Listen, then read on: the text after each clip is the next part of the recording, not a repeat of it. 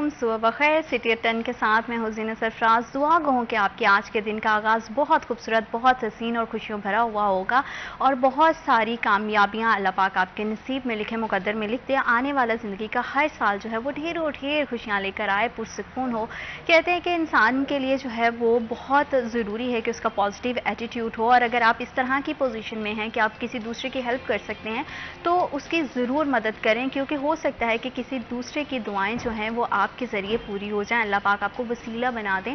جب آپ وسیلہ اللہ پاک آپ کو کسی کے لیے بناتے ہیں تو اس میں آپ کی خوش قسمتی ہی ہوتی ہے کہ آپ دوسرے کے لیے جو ہے اس کی مشکل کو آسان کرنے کا جو ہے وہ ذریعہ بنے۔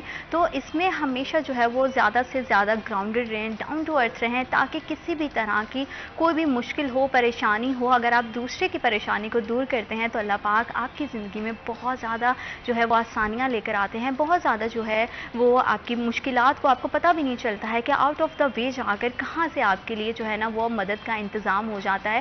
تو کوشش کریں کہ سوسائٹی میں ہمیشہ جو ہے وہ پازیٹیولی کنٹریبیوٹ کریں، زیادہ سے زیادہ اپنے ساتھ ہر کسی کو لے کر چلنے کی کوشش کریں، کیونکہ آپ کی شخصیت کیسی ہے وہ میٹر کرتی ہے، دوسروں کا رویہ کیا ہے۔ ہم یوزلی یہ بات کرتے ہیں کہ جیسا کرو گے ویسا بھرو گے، لیکن آئی ٹوٹلی بلیو کہ آپ جیسا کرتے ہو دوسرے کے ساتھ آپ کو بالکل بھی ایکسپیکٹ نہیں کرنا چاہیے کہ سامنے والا آپ کے ساتھ اسی طرح سے بھلائی کرے۔ اگر سامنے والا آپ کے ساتھ جو ہے وہ بھلائی سے پیش نہیں آتا ہے تو آپ نے اپنی نیکی کا، اپنی بھلائی کا جو عمل ہے اسے نہیں روکنا ہے، آگے بڑھتے جانا ہے، کیونکہ زندگی جو ہے وہ بہت ہی خوبصورت ہے اور زندگی کی گاڑی کا جو ٹریک ہے اس میں اتار چڑھاؤ آتے رہتے ہیں، کیونکہ ٹرن اینڈ ٹوسٹ تو زندگی کی خوبصورتی ہے۔ جیسا کہ ہمیشہ سے ہماری کوشش ہوتی ہے کہ ہم آپ کے لیے جو ہے وہ اس طرح کے جو ٹاپکس لے کر آئیں جو آپ کے لیے بہت زیادہ سود مند ثابت ہوں، جس سے آپ بہت کچھ سیکھیں، کیونکہ یہ پروگرام اور ہم سب آپ ہی سے جڑے ہوئے ہیں۔ موسم بدل رہا ہے تو اپنا بہت زیادہ خیال رکھیے گا، پانی کا زیادہ سے زیادہ انٹیک کریں، اپنی باڈی کو ہائیڈریٹ رکھنے کی کوشش کریں، باہر نکلیں تو سن اسکرین کا استعمال ضرور کریں تاکہ آپ جو ہے وہ جسمانی طور پر، فزیکلی طور پر اور مینٹلی طور پر ہیلدی رہ سکیں۔ اگر کسی بھی طرح کی پریشانی ہے تو بس اللہ پہ توکل رکھیں اور اللہ کے بھروسے اسے چھوڑ دیں، تو آپ زندگی میں ہمیشہ جو ہے وہ پازیٹیو ایٹیٹیوڈ کے ساتھ آگے بڑھتے رہیں۔ معاشرے کی بات کریں تو معاشرے کا اہم بنیادی جو فنڈامنٹل رائٹس ہے اس میں سے تعلیم ایک بہت بنیادی اور اہم حصہ ہے، اور ہمیشہ سے ہماری کوشش ہوتی ہے کہ ہم جتنی بھی تعلیمی اداروں کو لے کے مشکلات ہیں ان پہ ہمیشہ بات کرتے رہیں تاکہ آپ کے لیے، آپ کے بچوں کے لیے تعلیم کی جو رسائی ہے اسے آسان بنایا جا سکے۔ بچے جو ہے وہ کتابوں سے بہت دور ہوتے جا رہے ہیں، جو کہ بڑی انفارچونیٹ بات ہے۔ پہلے ہم دیکھتے تھے، سمجھتے تھے کہ جو کتابیں ہیں وہ ہر گھر کی شیلف کو جو ہے وہ سجا دیتی تھی، لیکن اب انفارچونیٹلی موبائل فونز آنے سے زیادہ ہمارا رجحان جو ہے وہ فون کی طرف ہو گیا ہے، تو ہم نے کتابوں کو جو ہے خود سے دور کر لیا ہے۔ تو کس طرح سے کتابوں کا رجحان دوبارہ سے بڑھایا جا سکتا ہے اور اردو لٹریچر کا اس میں کتنا اہم کردار ہے، اسی حوالے سے گفتگو کرنے کے لیے آج ہمیں اسٹوڈیوز میں جوائن کیا ہے ڈاکٹر صدف نقوی ہیں، chairperson Urdu department, government college women university Faisalabad. السلام علیکم۔ وعلیکم کیسی ہیں السلام، آپ؟ میں ٹھیک ہوں۔ تھینک یو سو مچ، آپ نے ہمیں اور ہمارے پروگرام کو وقت دیا۔ موسم بدل رہا ہے تو طبیعت کیسی ہے آپ کی؟ جی اللہ کا شکر، بالکل ٹھیک ٹھاک۔ بہت شکریہ کہ آپ نے جو ہے آج اپنا قیمتی وقت ہمارے لیے نکالا، کیونکہ ادب اور اردو ادب ایک ایسا موضوع ہے کہ جس سے لوگ بڑا دور ہوتے ہیں، اور اردو لٹریچر کی اگر بات کریں تو لوگوں کو بڑا ڈرائی سا مضمون لگتا ہے کہ یہ بڑا اس طرح سے۔ تو آپ کیا سمجھتے ہیں کہ آج کے اسٹوڈنٹس کا لٹریچر سے دور ہو جانے کی سب سے بڑی وجہ کیا ہے؟ دیکھیں، سب سے پہلے تو میں آپ کو بتاؤں کہ ادب کی اہمیت کیا ہے۔ دیکھیں کہ حضرت علی کرم اللہ وجہہ کا قول ہے کہ لا میراث کل ادب، کہ ادب سے بڑھ کے کوئی میراث نہیں، کہ اگر ہمارا کوئی ورثہ ہے تو وہ ادب ہی ہے۔ پھر یہ ہے کہ امام جعفر صادق کا قول ہے کہ یتیم وہ نہیں کہ جس کا باپ نہیں، بلکہ یتیم وہ ہے جس کے پاس ادب نہیں۔ اب یہ ادب لٹریچر کے معنوں میں آپ لے لیں یا جو رسپیکٹ کے معنوں میں آپ لے لیں، تو یہ دونوں معنوں میں ہی استعمال ہوتا ہے۔ جہاں تک آپ کا دوسرا سوال ہے کہ آج بچے جو ہیں وہ اردو لٹریچر یا اردو ادب کی طرف کیوں نہیں آ رہے، تو میں آپ کو بتاؤں کہ بہت سے اسٹوڈنٹس جو ہیں وہ اس طرف آ رہے ہیں، اور اگر میں اپنی یونیورسٹی کی مثال دوں تو ہمارے یہاں 2 سالوں میں ہم نے 35 لوگوں کو پی ایچ ڈی جو ہے وہ کروائی ہے، اور ماشاءاللہ ان میں سے تقریباً سارے جو ہیں وہ آن جاب ہیں، یعنی سب کو جو ہے وہ جاب ملی ہے۔ مجموعی طور پہ دیکھا جائے تو آج کل سائنس کے مضامین کا رواج زیادہ ہے، لیکن میں آپ کو بتاؤں کہ سائنس کی اہمیت اپنی جگہ ہے، ظاہر ہے اگر آپ نے ایجادات کی طرف جانا ہے تو اس کے لیے ضروری ہے کہ آپ سائنس کے مضامین جو ہیں کیمسٹری، فزکس اور آگے ان کی بہت سی سب فیلڈز ہیں کہ جس کی طرف ہمیں جانا ہے، تو وہ ضروری ہے۔ لیکن جس طرح کہا جاتا ہے کہ جس طرح دل اکتا جاتے ہیں اس طرح جسم بھی اکتا جاتے ہیں۔ بالکل، جس طرح جسم جو ہے وہ تھک جاتا ہے اسی طرح دل بھی اکتا جاتے ہیں، اور جب ایسا ہو تو اس کے لیے حکیمانہ نکات تلاش کرو۔ یہ حکیمانہ نکات جو ہیں آپ کو وزڈم لٹریچر میں ہی مل سکتے ہیں۔ تو یہ ادب جو ہے آپ کو جو ہے وہ ریفریش کرتا ہے، تازہ کرتا ہے، آپ کی روح کو بالیدگی عطا کرتا ہے۔ تو اسٹوڈنٹس کو اس طرف آنا چاہیے۔ اگر ہم دیکھیں باہر کے ممالک میں تو جہاں سائنس کے مضامین پہ فوکس کیا جا رہا ہے وہاں اس کے ساتھ ساتھ جو ہے وہ ادب، جو بھی ان کی زبان ہے اس میں ادب کی طرف بھی توجہ کی جا رہی ہے، کیونکہ معاشرے کی جو تعمیر ہے اس کے لیے ادب جو ہے وہ بہت ضروری ہے۔ اور ویسے بھی کہتے ہیں کہ ادب سے جڑے ہوئے لوگ بڑے سینسٹیو قسم کے ہوتے ہیں، ان کی طبیعت میں جو ہے نا وہ حساس پن ہوتا ہے، وہ معاشرے کے ڈفرینٹ ایکسپیکٹس کو جو ہے نا وہ ایک الگ نظریے سے دیکھتے ہیں۔ تو ادب جو ہے کہیں نہ کہیں آپ کے اندر جو آپ کے جذبات ہیں، آپ کے رشتوں کو لے کر، آپ کے پیاروں کو لے کر، وہ بھی ہمیشہ سے جو ہے وہ مضبوط کرتا ہے۔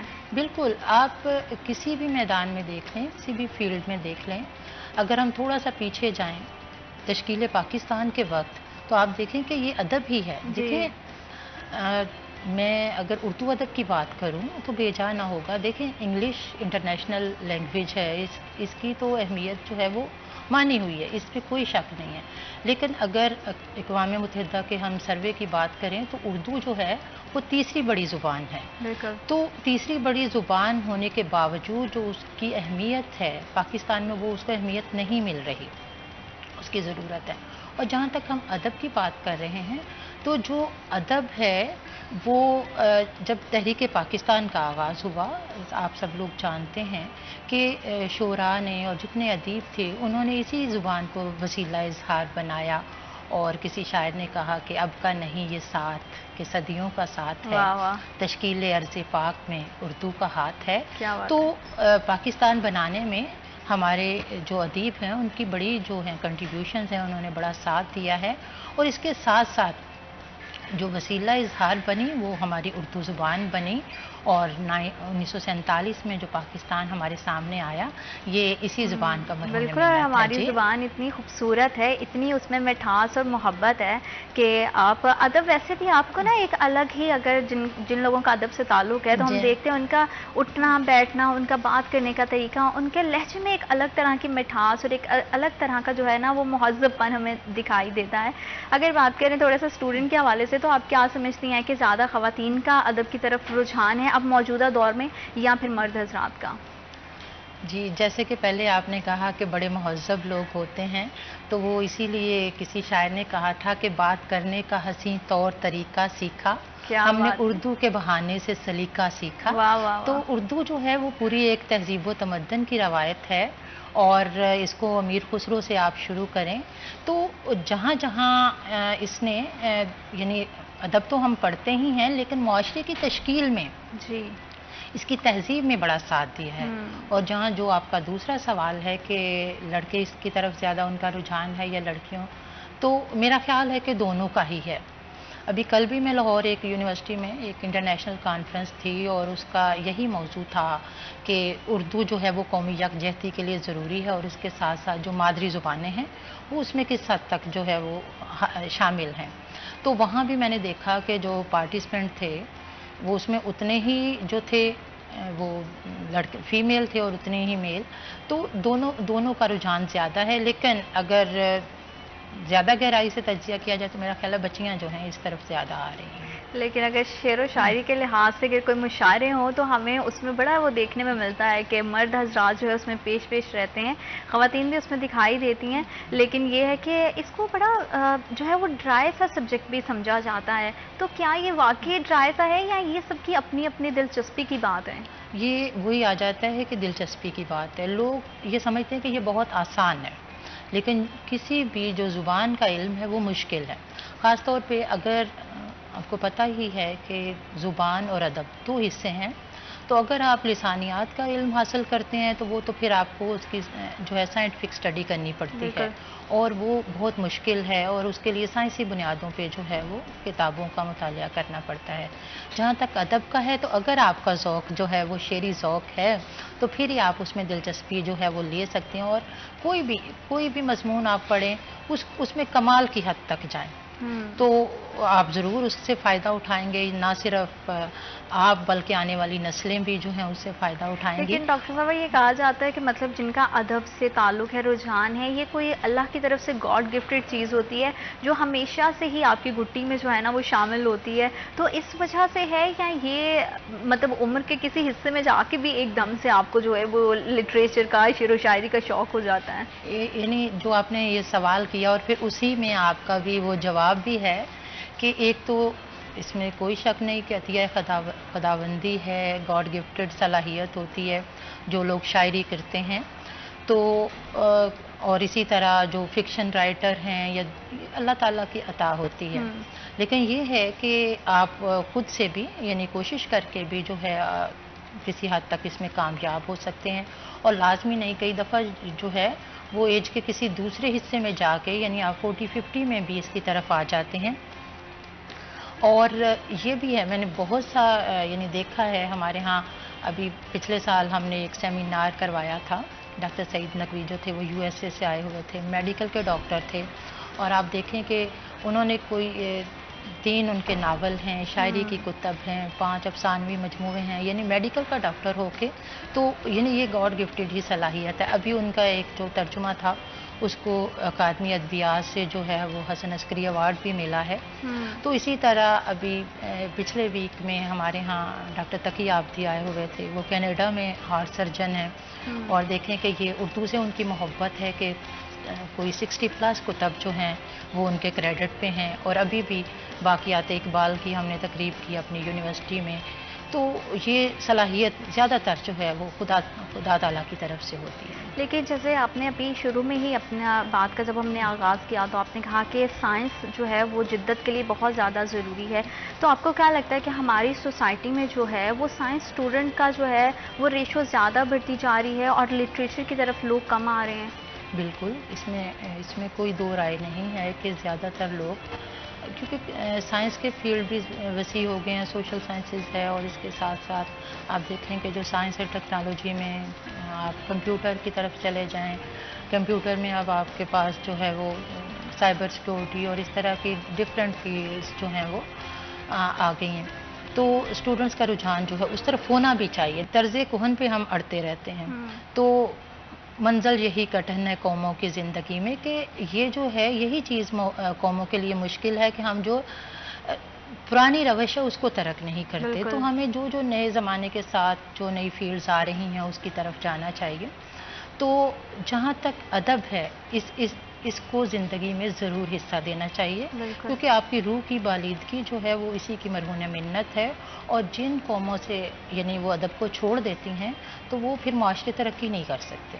بالکل یہی بات ہے کہ ادب جو ہے ہماری زندگی میں اس کا بہت اہم کردار ہوتا ہے، چاہے ہماری کوئی بھی وابستگی ہماری ذاتی زندگی سے ہے، پروفیشنل لائف سے ہے، چاہے تعلیمی لحاظ سے بھی ہم بات کریں تو ادب کا ایک الگ مقام ہے، ایک الگ جو ہے اس کی حیثیت ہے۔ کیا آج بھی اردو ادب کو وہ مقام، وہ حیثیت حاصل ہے اور وہ پہچان ہے، اور کیا ہمارے جو نوجوان ہیں وہ لٹریچر کے ساتھ آج بھی اسی طرح سے جڑے ہوئے ہیں جس طرح ہم نے ماضی میں دیکھا؟ اسی حوالے سے مزید بات کریں گے، لیکن وقت ایک چھوٹی سی بریک کا۔ We'll be right back after a short break.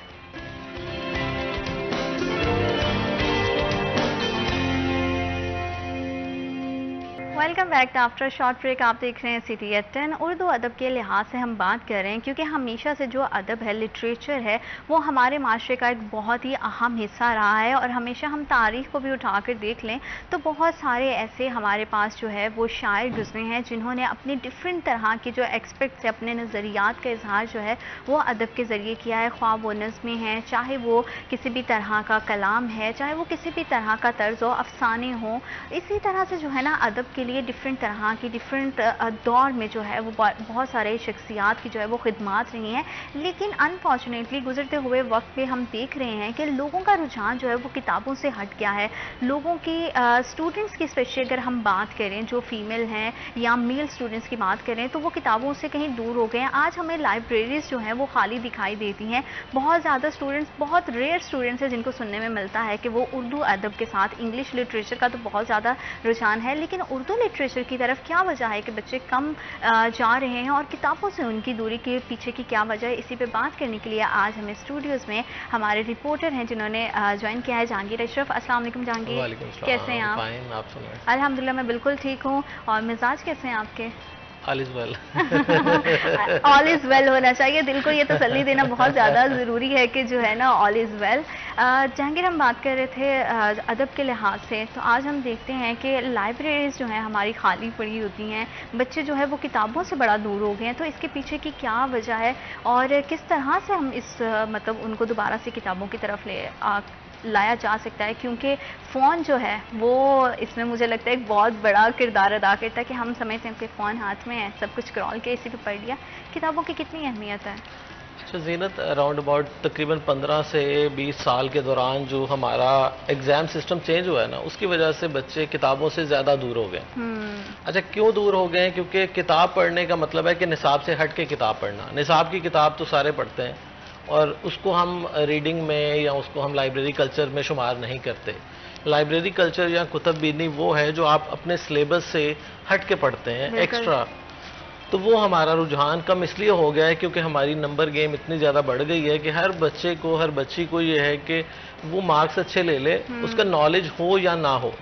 اچھا نالج ہمارا ریسٹرکٹ ہو چکا ہے کتابوں تک جو کہ ہمیں درسی کتب دی جاتی ہیں، میٹرک، انٹر، اس کے بعد آپ کے جو ٹاپکس پڑھا دیے سیمسٹر میں اس تک رہنا ہے. ایکسٹرا بکس کا پڑھنا وہ ہمارے ہاں بالکل وہ کہتے ہیں نا کہ ختم ہوتا جا رہا ہے. اور رجحان جو لائبریری کلچر کا ہے، جب اینول سسٹم ہوتا تھا تب یہ رجحان زیادہ تھا. اب بچوں کے پاس چونکہ آپ کو پتہ ہے کہ سارا سال کافی وقت ہوتا تھا کہ آپ اپنا ہمارے اینول ایگزام میں یہ ہوتا تھا کہ آخری 2-3 ماہ سلیبس کی پڑھائی ہوتی تھی. باقی سارا سال اگر کسی نے پڑھائی کرنی ہے تو وہ ایکسٹرا بکس جو ہیں اس میں بالخصوص اردو لٹریچر، عربی، اس کے علاوہ اسلامک پوائنٹ آف ویو سے ہسٹری کو پڑھ لیا. کافی زیادہ ملٹیپل آپشنز ہوتی تھیں اور لوگ اس کو اویل کرتے تھے. اور بہت زیادہ بچے جو اینول سسٹم میں تھے ان کا مائنڈ سیٹ ہوتا تھا کہ ہم نے اس کے بعد CSS یا PMS کی تیاری کرنی ہے، تو وہ اس لیے ایکسٹرا پڑھائی کرتے تھے. اور لائبریریز جو ہیں وہ کافی آباد تھیں. لیکن جب سے سیمسٹر سسٹم ہوا اور اس کے علاوہ ہماری جو معروضی کا حصہ بڑھاتے گئے آہستہ آہستہ ایگزام میں، اب اگر آپ کا 50-60% سے ابو پورشن میٹرک انٹر میں سارا وہ آبجیکٹیو بیس ہوگا سبجیکٹیو کی بجائے، تو بچے اسی پہ فوکس کریں گے کہ ہم اگر رٹا سسٹم لگا لیتے ہیں تو ہمارے 80-90% یا اس سے بھی ابو نمبر آ جاتے ہیں. لیکن جب وہ پہلے تھا کہ جس میں سبجیکٹیو ہی 100% ہوا کرتے تھے تو تب 60% نمبر لینا بڑا ایک وہ کس کو کہتے ہیں نا 30 مارک خاں سمجھا جاتا تھا، جس کے 60% نمبر ہوتے تھے کہ فرسٹ ڈویژن آ گئی. اب 60% والے کو تو کوئی شمار ہی نہیں کرتا، اس کا میرٹ ہی کہیں نہیں بنتا، کیونکہ اب ساری آ گئی ہے رٹا سسٹم. جس کا رٹا اچھا ہوگا، میموری اچھی ہوگی، وہ اچھے نمبر لیتا جائے گا. اس وجہ سے ہمارے بچے جو ہیں وہ ہماری کتابوں سے دور ہوتے گئے ہیں، لائبریری کلچر ختم ہوتا گیا ہے. ان کو صرف یہ ہے کہ ہم نے اپنا کورس جو ہے اس کو کور کرنا ہے، اس کو ریوائز کرنا ہے، ٹیسٹ سیشن کرنے ہیں. صبح بچہ اسکول جاتا ہے، کالج جاتا ہے، شام کو اکیڈمی جاتا ہے. جو اکیڈمی نہیں جائے گا ہمارے یہ سمجھا جاتا ہے کہ شاید وہ FSC یا میٹرک نہیں کر پائے گا. اور المیہ یہ ہے کہ ہماری سوسائٹی یہ سمجھتی ہے کہ میٹرک انٹر تک جس نے سائنس نہ پڑھی وہ نالائق بچہ ہے. تو نالائق بچے سے بچنے کے لیے ہمارے پیرنٹس جو ہیں وہ ہر بچے کو میٹرک سائنس کے ساتھ کرواتے ہیں، انٹرمیڈیٹ سائنس کے ساتھ کرواتے ہیں. اس میں وہ سپلیاں لے لے لیکن کرنا بیٹا تم نے سائنس کے ساتھ ہی ہے. بے شمار ایسی ایگزامپلز ہمارے سامنے آتی ہیں کہ میٹرک میں بچے کے 500 نمبر ہوتے ہیں اور پیرنٹس کی خواہش ہوتی ہے اس کو FSC پری میڈیکل کروا دیں. اچھا اس نے میڈیکل کر کے بھی دوبارہ یہاں سپلی لینی ہے یا 500-600 نمبر لے گا. اچھا 500-600 نمبر لینے والا بچہ جو ہے وہ آگے کہیں بھی سائنس میں ایڈجسٹ نہیں ہو پاتا. الٹیمیٹلی اس کو آرٹس کی کسی سبجیکٹ میں آنا پڑتا ہے. اچھا پہلے بہت کم آپشن ہوتی تھی، جیسے اردو کی بات ہوگی، انگلش کی بات ہوگی، اسلامیات، عربی، اسلامک ہسٹری، یہ 4-5 آپشنز ہوا کرتی تھی. اب آپشنز اتنی زیادہ ہیں کہ اب بچوں کو ایک تو ان کا ٹارگٹ ہی سیٹ کوئی نہیں ہے. کیونکہ میٹرک انٹرمیڈیٹ تک ہر بچہ اور بچی اپنے مائنڈ سے وہ یا ڈاکٹر ہے یا انجینئر ہے. بالکل. حالانکہ ان کی جو انٹلیکٹ ہے, ان کی جو صلاحیت ہے وہ سائنس والی نہیں ہوتی. ہمیں یہ دیکھا ہی نہیں جاتا کہ بچہ سائنس پڑھنے والا ہے یا نہیں ہے, اس میں کوئی تخلیقی صلاحیتیں ہیں یا نہیں ہیں. اس کو دڑا دڑ ہم سائنس میں داخلہ دلواتے ہیں. اس کا رزلٹ کیا ہوتا ہے؟ اینڈ رزلٹ جب آپ گزٹ اٹھا کے دیکھتے ہیں تو کیمسٹری کی سپلی کی لائنیں لگی ہوتی ہیں, فزکس کی لائنیں لگی ہوتی ہیں سپلی کی, بایولوجی کی سپلی کی لائن, اور میتھ ایون میتھ میں. یہ 4 سبجیکٹ ایسے ہیں جہاں پہ دڑا دڑ لائنیں لگی ہوتی ہیں سپلی کی, کیونکہ وہ بچے اس قابل نہیں ہوتے کہ وہ سائنس پڑھ سکیں, لیکن سوسائٹی کے پریشر کی وجہ سے, پیرنٹس کے پریشر کی وجہ سے وہ سائنس میں داخلہ لے لیتے ہیں. اور اس کے بعد جو فیلئر ہے, ہمارے پاس نا نمبر آف ویرائٹیز تو ہیں, لیکن اس میں نا جہاں کی یہ بھی بات آ جاتی ہے کہ بچے جو ہے نا وہ ڈفرینٹ طرح کی چیزیں ایکسپلور نہیں کرتے ہیں. ہم خود بھی اس کمفرٹ زون سے باہر نہیں آتے ہیں. اگر ہمیں ہماری یہ اس میں مجھے سمجھتی ہوں کہ گھر میں ہمارے پیرنٹس کا اور اسکول کالجز میں ہمارے ٹیچرس کا بہت اہم کردار ہوتا ہے کہ ان کو ان کے کمفرٹ زون سے باہر آنے کے لیے ان کو ہیلپ آؤٹ کریں, تاکہ ہم ڈفرینٹ طرح کے سبجیکٹس کو, چیزوں کو اگر جو ہے وہ ایکسپلور کریں گے تو ہی پتہ چلتا ہے کہ کیا انٹرسٹ ہے. اگر خود کا بھی پرسنل ایکسپیرینس کی بھی بات کر لیں تو واقعی خود بھی انٹرمیڈیٹ تک نہیں مجھے پتا تھا کہ میرا انٹرسٹ کس چیز میں ہے. وہ تو اچانک سے ٹی وی دیکھ کے لگا کہ اچھا یہ ٹی وی پہ آتے ہیں, یہ تو بہت آسان ہے. وہ آسان نہیں ہوتی چیزیں, اس کے لیے محنت کرنی پڑتی ہے. لیکن ایٹ لیسٹ جو ہے میں سمجھتی ہوں کہ آئی ایم ویری فارچونیٹ کہ مجھے بہت ارلی اسٹیج پہ پتہ چل گیا کہ میرا انٹرسٹ اس چیز میں ہے. لیکن موسٹلی ہمارے ہاں جو اسٹوڈنٹس ان کو نہیں پتا ہوتا کہ ان کا انٹرسٹ کس طرح ہے. اور اگر ڈاکٹر صاحب آپ سے بھی میں اس حوالے سے بات کروں کہ اردو لٹریچر کے علاوہ بھی اگر بہت سارے سبجیکٹس ہیں, جیسے کہ جہانگیر نے بھی مینشن کیا کہ ہمارے پاس بہت زیادہ ویرائٹی ہے, لیکن ہمارے اسٹوڈنٹس میں ابھی بھی جو ہے وہ اس چیز کو مطلب اتنا ان کو نالج ہی نہیں کہ اپنے اندر کی جو صلاحیت ہے, اسکل ہے, اس کو کس طرح سے ہم نے پالش کرنا ہے یا فائنڈ آؤٹ کرنا ہے کہ ہمارا انٹرسٹ کس چیز میں. شاید یہ بہت بڑی وجہ, ورنہ پہلے دیکھتے اتنی موٹی موٹی کتابیں ہوتی تھی جو لوگ پڑھتے تھے, اب تو لوگ جو ہے وہ لائبریریز کی طرف جاتے ہی نہیں ہیں. جی بالکل ٹھیک کہا. اور ابھی جو جہانگیر بات کر رہے تھے تو انہوں نے بھی ٹھیک کہا, لیکن میں اس میں تھوڑا سا ایڈ کروں گی کہ یہ جب آپ کو پتہ ہی ہے کہ کرونا آیا, کووڈ-19, اس نے بھی کچھ ہمیں اس میں یہ کیا ہے کہ لائبریری سے جو دور کیا, تو اسٹوڈنٹس جو تھے وہ آپ کی جو موبائل کی لائبریری ہے اس پہ آ کے اب اسٹوڈنٹس کتابیں پڑھتے ہیں. ہم نے ظاہر ہے میرا خود ایکسپیرینس ہے, اور ہم بچوں کو اسائنمنٹس دیتے ہیں, پریزنٹیشن دیتے ہیں, اور جس میں انہوں نے مختلف کتابوں سے کنسلٹ کر کے جو ہیں وہ کتاب اپنی پریزنٹیشن تیار کرنی ہوتی ہیں, اسائنمنٹس. لیکن وہ لائبریری میں جا کے جو بک ریڈنگ تھی وہ کم ہو گئی. دوسرا یہ کہ اتنی ویب سائٹس اویلیبل ہیں, اگرچہ انگریزی کی نسبت اردو کی کتابیں جو ہیں وہ آپ کو انٹرنیٹ پہ کم ملتی ہیں, لیکن پھر بھی بہت زیادہ ویب سائٹس ہیں جن پہ آپ پوری کتاب جو ہے وہ موبائل پہ اوپن کر کے یا لیپ ٹاپ پہ اوپن کر کے تو اس سے آپ ریڈ کر سکتے ہو. اور یہ جو ہماری نئی جنریشن ہے یہ زیادہ جو ہے میرا خیال ہے کہ وہ اسکرین پہ جو ہے وہ پڑھنا زیادہ پسند کرتی ہے. ہمارے لیے جو تھا, ہمیں لگتا تھا کہ ہم کتاب کو جب تک نہیں پڑھیں گے تو وہ تسلی نہیں ہوتی تھی. تو یہ مطالعے کی تو عادت لازمی ہونی چاہیے, کیونکہ اسی سے جو ہے وہ آپ کا ذہن جو ہے وہ وسیع ہوتا ہے, آپ کو سوچنے کا موقع ملتا ہے. تو جہاں تک جہانگیر نے بات کی, بالکل ایسا ہی ہے کہ ہم ہر بچے کو جو ہے وہ ڈاکٹر بنانا چاہتے ہیں, ڈاکٹر یا انجینئر. اور یہ آج سے نہیں 20-25 سالوں سے میرا خیال ہے جب سے پاکستان بنا ہے ہم نے انہی دو جو شعبے تھے ان پہ فوکس کیا ہوا. پھر کمپیوٹر کی طرف آئے تو دڑا دڑ بس کمپیوٹر کی طرف. تو اتنی زیادہ جو ہے اب تو فیلڈس ہیں, سائنسز میں دیکھ لیں آپ, سوشل سائنسز میں دیکھ لیں, کمپیوٹر کی اتنی جو ہے وہ آپ کے پاس جی فیلڈس آ گئی ہیں.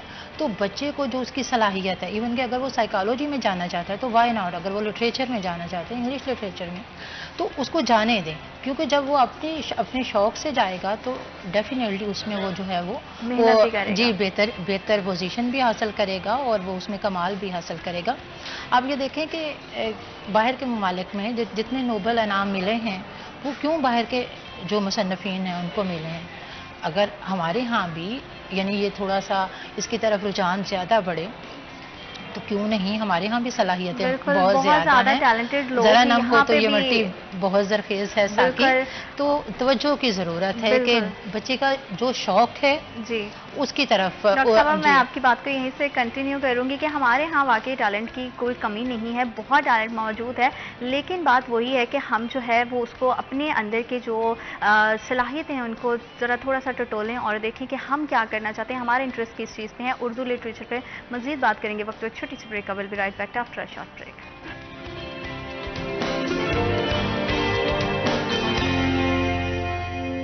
Welcome back after short break. आप देख रहे हैं सिटी एट 10। उर्दू लिटरेचर के हवाले से बात कर रहे हैं कि हमारे यहाँ जो है अब बहुत ही तालिब इल्मों में जो है इसका रुझान कम होता जा रहा है। बहुत सारी इसके पीछे की वजूहात हो सकती हैं, क्योंकि हमारा किताबों से एक ताल्लुक जो है वो टूट गया। हालांकि कहते हैं कि किताबें इंसान की सबसे अच्छी दोस्त होती हैं। अगर आप मुश्किल वक्त में हैं, आप खुश हैं, किसी भी हाल में हैं, तो आप अगर बुक्स को पढ़ते हैं तो आपको एक अलग तरह की फ़ील आती है, अलग तरह की आपकी जो है ना जज्बाती वबस्तगी किताबों के साथ होती है। किताबें पढ़ना बहुत ज़्यादा ज़रूरी है, बल्कि पहले दौर में हम देखते थे कि रात को लोगों को किताबें पढ़े बगैर नींद नहीं आती थी। अब वही जगह जो है वो हमारी टेक्नोलॉजी ने ले ली है। या तो हम नेटफ्लिक्स देखते रहते हैं या फिर हम मोबाइल फ़ोन के यूज़ करते रहते हैं और रात भर तक जो है ना लेट नाइट जागते रहते हैं। लेकिन लोगों के पहले क्या होता था कि वो एक अपनी रूटीन का एक ख़ास हिस्सा होता था कि रात को किताबें पढ़ना, चाहे वो किसी भी तरह की आप अपनी जिस तरह की आपका नेचर है, आपका जिस तरह का इंटरेस्ट है, उस हवाले से आप जो है वो किताबों का इंतखाब करते थे। प्रॉपर एक शेल्फ घरों में होता था बुक्स के हवाले से, तो वो भी हमें अब दिखाई नहीं देता है। हम अपने घरों को सजा लेते हैं, लेकिन वहाँ पे कहीं पे भी हम जो है किताबों को जगह नहीं देते हैं, which is a very unfortunate condition. लेकिन हमें जो है वो किताबों को जो है उसको अपनी ज़िंदगी का हिस्सा बनाना चाहिए, क्योंकि अगर आप अकेले हैं तो किताबें आपकी बेहतरीन दोस्त हैं। चाहे आप ट्रैवल कर रहे हो, चाहे आप कहीं बाहर जा रहे हो, घर पे अकेले हो या किसी भी जगह पे हो, तो किताबें जो है वो बहुत सारे ऐसे लोग भी हैं जो अपने साथ उसको कैरी करते हैं। तो आप अपने इंटरेस्ट के मुताबिक जो है उसका इस्तेमाल करें और इंतखाब करें कि किस तरह से आपको किस तरह का सब्जेक्ट पढ़ना जो है ज़्यादा अच्छा लगता है। लेकिन मुतालिया करते रहना चाहिए, उससे आपकी नॉलेज में इजाफा होता है, बजाय इधर उधर हम जो है अपना टाइम वेस्ट करें। किताबों के साथ अपने ताल्लुक़ को जो है वो मजबूत करें। जहांगीर, जैसा कि मैंने अभी बात भी की कि पहले लोगों की एक बड़ी हैबिट होती थी कि रात के वक्त या दिन के किसी भी हिस्से में हम लोग जो है वो बुक्स ज़रूर पढ़ते थे, या डिफरेंट तरह की जो ख़वातीन घर में थी वो नावल का बहुत ज़्यादा रुझान होता था कि मैगज़ीन्स आते थे, नावल्स थे। इस तरह की चीज़ें अब दिखाई नहीं देती हैं हमें। तो मतलब ये ट्रेंड कहाँ चला गया? बड़ा खूबसूरत ट्रेंड था। ये पैराडाइम शिफ्ट हो गया सारा फिजिकल से ऑनलाइन पे। अच्छा, हम चूंकि फिजिकल में वो किताब पढ़ते हैं जो हम खुद पढ़ना चाहते हैं, लेकिन टेक्नोलॉजी जो हमें दिखाना चाहती है वो उसमें ले जाती है। तो ये फ़र्क है कि किताबें जब हम पढ़ते थे तो हमारा इंटरेस्ट होता था कि किस इंटरेस्ट की हमने किताब पढ़नी है, लेकिन जब हम मोबाइल पे, लैपटॉप पे आ जाते हैं या ऑनलाइन दुनिया में चले जाते हैं तो फिर ऑनलाइन दुनिया जो हमें दिखाना चाहती है ना वो हम देखते हैं, क्योंकि वो लिंक आगे से आगे ऐसे निकलता है कि बंदा अपने माइंड उसका अपना माइंड पैसिव हो जाता है और ऑनलाइन दुनिया जो है वो एक्टिव हो जाती है। तो हम ये कंपटीशन जो है ये जब मैनुअल में नहीं था, हमने जो अपने माइंड से जो किताब उठानी है वही पढ़नी है, उसने हमें कहीं और किसी और किताब में नहीं लेके जाना। लेकिन टेक्नोलॉजी में ये आ गया है कि अगर आप ऑनलाइन कोई बुक रीडिंग की भी कोशिश करें तो वो एक किताब से आगे किसी और जगह आपको ले जाएगा, नेक्स्ट आगे से आगे वो सिलसिला ऐसा चलता रहता है कि वो इन्फिनिटी हो जाता है कि आपको वो जैसे रात आपको पता ही नहीं चलता कि 3-4 कैसे बज गए रात को। हालांकि किताब कहते हैं किताब पढ़ते हुए तो आपको आधे घंटे में नींद आ जाती है लेकिन टेक्नोलॉजी आपको और आगे से आगे। उसकी बड़ी जो लाइव एग्जांपल है वो हमारे आजकल के स्टूडेंट्स हैं, जैसे ही किताबों के जरिए पढ़ते हैं वहीं के वहीं सोए होते हैं। एग्जाम के दिनों में अगर वो नोट्स या किताबें खोल भी लेते हैं, फ़ोन पे किसी को नींद नहीं आती है। फ़ोन के जो है वो आपने बिल्कुल सही कहा कि हम फ़ोन का जब इस्तेमाल करते हैं तो खुद ही बंदा बाद में सोचते हैं यार 2 घंटे गुजर के पता भी नहीं चला। तो ये रुझान जो है ना मुझे लगता है कि किताबों की तरफ ही रहना चाहिए। एटलीस्ट हम टाइमली सो जाया करेंगे। डॉक्टर साहबा, अगर फैकल्टी के लिहाज से भी बात करें तो उर्दू डिपार्टमेंट की, उर्दू लिटरेचर, क्योंकि आपकी वाबस्तगी माशाल्लाह 20 साल से है इस शोबे के साथ, तो कौन सी ऐसी कोई इस तरह की मुश्किलात जो अभी मौजूदा दौर में आपको फेस करनी पड़ रही हैं फैकल्टी के लिहाज से, लिटरेचर के लिहाज से? देखिए, मुझे तकरीबन 20 साल हो गए इस शोबे से वाबस्तगी है मेरी, और अल्हम्दुलिल्लाह के खुद मेरे 12 स्कॉलर्स जो हैं वो जिन्होंने मेरी निगरानी में PhD की डिग्री हासिल की, और खुद मैंने अपनी यूनिवर्सिटी में 2 सालों में 35 लोगों को जो है वो PhD करवाई है, और इसी तरह MPhil जो है तकरीबन 40 स्टूडेंट्स हैं जिन्होंने मेरी ज़ेर निगरानी MPhil की डिग्री हासिल की। और PhD का जैसे मैंने पहले बताया था कि तकरीबन 100% लोग जो हैं वो ऑन जॉब हैं, तो ये एक लिहाज से अच्छी रेशो है। तो ये नहीं हम कह सकते कि जो अगर आप उर्दू लैंग्वेज पढ़ रहे हैं, लिटरेचर पढ़ रहे हैं तो आपको जॉब का हसूल मुश्किल है। वो अगर ओवरऑल ही आप पाकिस्तान पूरे में देख लें तो जॉब्स वैकेंसी आ ही बहुत कम रही हैं, तो उस लिहाज से वो हर शोबे में जो है वो रेशो कम है। तो मुझे भी जो है वो ज़्यादातर यही जो है वो मसाइल हैं कि फैकल्टी की कमी है। तो हमने 11 लोग जो हैं वो विजिटिंग पे जो हैं वो लिए हुए हैं। तो इंशाल्लाह जैसे ही ये गवर्नमेंट आएगी तो इंशाल्लाह फिर वो सिलेक्शंस का सिलसिला शुरू हो जाएगा। तो फिर हमेशा से सुनने में आया है कि उर्दू लिटरेचर पढ़ने वाला या तो टीचर बनेगा, लेक्चरार बनेगा, ये बिल्कुल सही है या वो किसी और भी शोबे में जो है वो कर सकते हैं सर? आप अपने इधर देख लें, अपने जो आपका ये सारी सहाफत है उसमें भी उर्दू से वाबस्ता बहुत से आपको मिल जाएंगे। मीडिया, प्रिंट मीडिया में देख लें, इलेक्ट्रॉनिक मीडिया में देख लें, तो उर्दू लिटरेचर से जुड़े हुए बहुत से लोग, आपके जो कॉलम्स आ रहे हैं वो सारे के सारे ज़्यादातर वो जो उर्दू लिटरेचर से जुड़े हुए लोग हैं या इंग्लिश लिटरेचर से जुड़े हैं वो ज़्यादातर कॉलम्स लिखते हैं। तो वो डिफरेंट आप सोशल वर्क में आ सकते हैं और कई काम कर सकते हैं। तो मैंने तो अभी तक यही जाना है कि जो हरफ खैर है और कार खैर है वो आपका हमेशा ज़िंदा रहता है। महाज़ ज़ीस्त में के हर मरहले के महाज़ ज़ीस्त में ज़िंदगी के हर मरहले के बाद मैंने तो यही जाना है कि जो हरफ खैर है वही जो है वो ज़िंदा रहता है आपका। आज हम इकबाल को पढ़ रहे हैं, कितना अरसा हो गया, मीर मीर को पढ़ रहे हैं, या नौशेरवां आदल का आप देख लें कि इंसाफ के हवाले से नाम जो है वो ज़िंदा है। सादी शराजी को पढ़ रहे हैं। इसी को बात को बढ़ाती चलूँ कि अभी HEC ने जहांगीर एक मजमून दिया हमें, fable, wisdom literature and epics. मैं कहूँगी कि ये उनकी बड़ी अच्छी काविश थी, यानी फेबल दास्तान थी उसमें, कलीला व दमना बड़ी पुरानी दास्तान है। विजडम लिटरेचर में हम जो है सादी की हकायात को पढ़ा रहे हैं, इकबाल की नज़मों को पढ़ा रहे हैं। और इसी तरह जो इसका जो तीसरा हिस्सा है एपिक्स, जिसको हम रज़्म निगारी या रज़मिया कहते हैं, उसमें हम ओडेसी और शाहनामा जो है, शाहनामे फिरदौसी, उसको कुछ हिस्सा जो है वो शामिल है। तो खुद HEC ने भी यानी ये सोचा कि बच्चों को विजडम लिटरेचर की तरफ लेके आना है, अदब दानिश की तरफ लेके आना है, ताकि इनके अंदर जो भलाई है यानी अच्छाई को जो है वो फ़रोग दिया जा सके।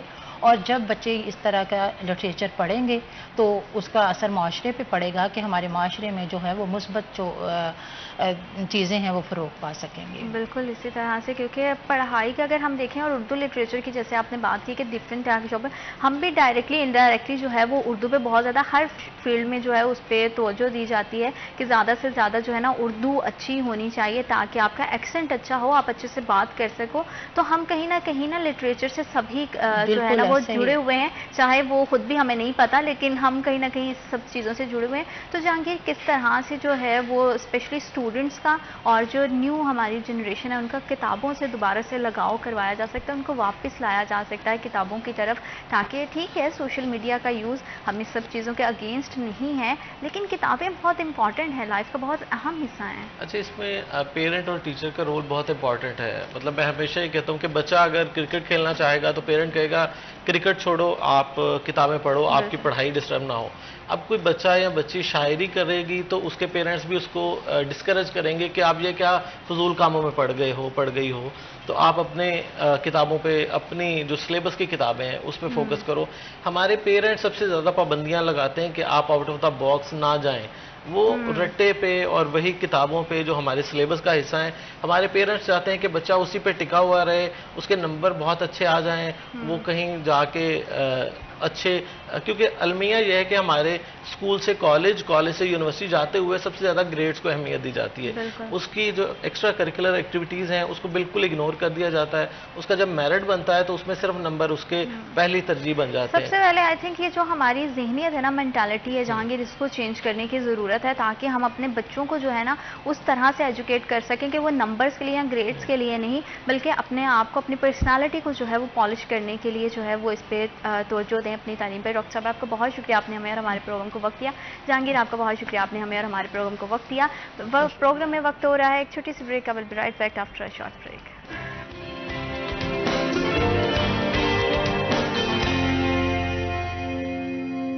Welcome back to after short break. आप देख रहे हैं सिटी एट 10 और मुल्की हालात के हवाले से हम हमेशा से बात करते हैं, स्पेशली अगर बात करें शहर फैसलाबाद की, तो बहुत सारी इंडस्ट्रीज़ जो हैं वो फैसलाबाद से जुड़ी हुई हैं। हमारी हमेशा से कोशिश रहती है कि हम इंडस्ट्री के हवाले से जितने भी मसाइल हैं उन पर बात करें ताकि उनके हल की तरफ जा सके। बातें करना बहुत जो है वो आसान होता है, तनकीद बराए तनकीद की बजाय अगर तनकीद बराए इस्लाह हो तो ही गुफ्तगू जो है वो अच्छी और आसान लगती है। और ہمارے پلیٹ فارم کی ہمیشہ سے کوشش ہوتی ہے کہ ہم زیادہ سے زیادہ جو ہے وہ عوام کے مسائل کو جو ہے ابھار کے سامنے لے کر آئیں، تاکہ جتنے بھی ہمارے اداروں میں بیٹھے ہوئے افسران ہیں ان تک ہم آپ کی بات کو اپنے چینل کی آواز بنا کر پہنچا سکیں، تاکہ جتنے بھی مسائل ہیں ان کا حل ہو سکے، پھر وہ کوئی عام شہری ہو یا کاروباری طبقہ سے منسلک کوئی شخص ہو یا پھر ہماری جو لیبر ہے ان کے حوالے سے بات ہو، کیونکہ ہمارے لیے بہت زیادہ ضروری ہے ہمارے معاشرے کا مضبوط ہونا، ہماری اکانومی کا مضبوط ہونا، ہمارے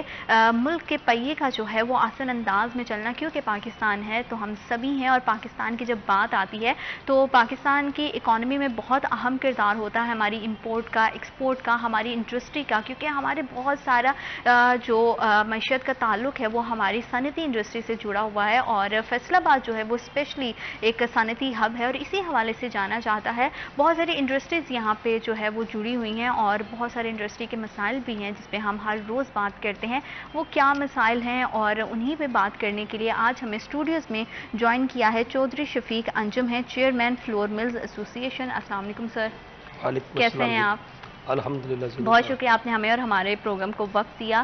آپ کی تشریف آوری سے جو ہے وہ بہت سارے ایسے مسائل پہ ہم پھر سے آج بات کر سکیں گے جو شاید ہر عام شہری کی آواز ہے، اور ہمارا جو ہے وہ ہماری یہی کوشش ہوتی ہے کہ ہم اس پہ بات کریں۔ انڈسٹری کے حوالے سے دیکھیں تو کیا موجودہ صورتحال ہے، کس طرح کے مسائل ہیں جو آپ کو فیس کرنے پڑ رہے ہیں؟ اس وقت زینت جو انڈسٹری ہے وہ بالکل ICU میں ہے جی، تو مختلف جو شعبے ہیں، جیسے ہمارا شہر جو ہے وہ ٹیکسٹائل کا شہر ہے، جی، تو ٹیکسٹائل آپ کو پتہ ہے کہ وہ پاور لوم سے سٹارٹ ہوتی ہے، ہاں جی، تو پاور لوم جو ہے اس وقت توڑ کر کباڑیوں کو بیچی جا رہی ہے، کیونکہ مارکیٹ میں بالکل جو انرجی پرائسز ہیں اس نے اس کی کمر توڑ دی ہے۔ اس دفعہ پہلی دفعہ یہ 4-5 سال بعد جو کپاس کاٹن کا گروور ہے، کسان ہے، وہ پریشان ہے، اسے اس کی قیمت نہیں مل رہی، ڈیو ٹو کہ ہم اپنی انرجی پرائسز کو اتنا اوپر لے گئے ہیں، ٹیکسیشن کو اوپر لے گئے ہیں کہ اب ہمارا جو ایکسپورٹر ہے وہ دنیا میں مقابلے کے قابل نہیں رہا۔ تو جب ایکسپورٹ نہیں ہوگی تو پیچھے سے جو مال بن رہا ہے وہ بننا بند ہو جائے گا، ڈیمانڈ نہیں ہوگی تو ڈیفینیٹ بات ہے۔ تو اسی طرح یہ پاور لوم کی مثال ہے، اور فیصل آباد پاور لوم سے جڑا ہوا ہے۔ اگر آپ میرے شعبے کی بات کریں تو فلور ملز جو ہیں وہ پچھلے 5 ماہ سے خسارے میں چل رہی ہیں، کیونکہ ہماری سمجھ سے یہ بالکل بالاتر ہے کہ ارباب اختیار جو ہیں وہ کیا سوچتے ہیں، ان کی کیا پلاننگ ہے۔ ابھی آپ دیکھیں کہ پچھلے سال سرکاری گندم کی جو ریلیز ہے وہ جولائی میں شروع ہو گئی تھی، ابھی آج کی ڈیٹ دیکھ لے، اکتوبر کی لاسٹ ڈیٹ ہے، صبح نومبر سٹارٹ ہو جائے گا، تو ابھی تک سرکاری گندم کی ریلیز شروع نہیں ہوئی، جس کی وجہ سے جو ذخیرہ اندوز مافیا ہے اس نے گندم کے ریٹ کو، فیصل آباد میں آج کا ریٹ 4600 روپے من ہے، گورنمنٹ نے پرچیز کی ہے 3900 روپے میں۔ سابقہ پریکٹس یہی ہے کہ جس ریٹ میں گندم پرچیز کرتی ہے گورنمنٹ اسی میں دے دیتی ہے۔ لاسٹ ٹائم CM صاحب تشریف لائے، چیف سیکرٹری صاحب بھی ساتھ تھے، ان کے وزراء پوری ٹیم تھی، ان کو ہم نے بریفنگ دی کہ جناب اب نومبر سٹارٹ ہے، اگر نومبر سے گندم دینا شروع کریں گے فلور ملز کو اور چکیوں کو تو ٹل یہ 31 مارچ تک ہوتی ہے عام طور پر، تو 4 ماہ آپ کے پاس ہے، آپ کے پاس 40 لاکھ ٹن کا ذخیرہ موجود ہے، جس میں ہماری کیلکولیشن کے مطابق آدھی گندم آپ کے پاس بچ جائے گی۔ جب وہ آدھی بچے گی تو آپ اس کے اوپر 24% پر منتھ پر ڈے کے حساب سے آپ مارک اپ پے کر رہے ہیں بینکوں کو، آپ کا اپنا پیسہ تو ہے نہیں، تو خدارہ جو 100 ارب روپیہ آپ نے اگلے سال ریلیز تک یعنی 18 منتھ میں بینکوں کو آپ نے نوازنا ہے، وہ اپنے عوام کو سہولت دے دیں، اپنی انڈسٹری کو سہولت دے دیں۔ انہوں نے کہا جی کیا ہونا چاہیے؟ ہم نے کہا جی اگر آپ یہی گندم جو آپ نے 3900 میں لی ہے، سابقہ PM صاحب نے مفت بانٹی ہے، آٹا بانٹا ہے یہ پچھلے رمضان شریف میں، تو آپ اس کو 400-500 روپے اس میں سبسڈی دے، آپ اس کا ریٹ 3500 رکھیں تاکہ آپ کی گندم ساری نکل جائے، اور وہ تھیلا آٹے کا جو اس وقت مارکیٹ میں 1400 روپے کا بک رہا ہے وہ فوری طور پہ 1000 کے اندر آ جائے گا۔ اس کا یہ فائدہ ہوگا کہ غریب آدمی کو 40 روپے کے جی کا ریلیف مل جائے گا، اور غریب آدمی کے لیے 400 روپیہ تھیلے کا بہت بڑا ریلیف ہے۔ بالکل۔ اور وہ آپ بھرے ہوئے گھروں کو اور بھرنے کی بجائے، یعنی بینکوں کو بھرنے کی بجائے اپنی عوام کو ریلیف دے، جو آپ کا اصل ڈیوٹی ہے۔ انہوں نے اس کے ہماری بریفنگ لے کے اس سے اتفاق کیا، اور چیمبر آف کامرس میں ایک پریس کانفرنس بھی کی، جس میں انہوں نے اعلان کیا کہ ہم 3500 سے لے کے 4000 کے بیچ میں کوئی ریٹ رکھیں گے تاکہ ہماری عوام جو ہے ان کو کوئی ریلیف مل سکے۔ وہ ایک ہوا کا، ٹھنڈی ہوا کا جھونکا ہو اس مہنگائی کے دور میں۔ لیکن اب پھر سننے میں وہی آ رہا ہے جی وہ کابینہ نہیں مان رہی، وہ جی IMF نہیں مان رہا۔ بھائی صوبے کے ساتھ IMF کا کیا تعلق ہے؟ IMF وفاق کو لینڈنگ کرتا ہے، وفاق کو قرضے دیتا، صوبوں کو تو نہیں دیتا۔ صوبے کے تو اپنے پیسے ہوتے ہیں۔ اگر آپ اس کا بہانہ بنا کر عوام کو اور زندہ درگور کرنا چاہتے ہیں تو بھائی کریں، پھر دعائیں جو ہیں غریب عوام نے، اور بد دعائیں بھی آپ کو ہی ملنی ہے نا۔ ابھی سننے میں آ رہا ہے جی ہم 4300 رکھیں گے، دوسرے صوبے 4400-4600 رکھ رہے ہیں۔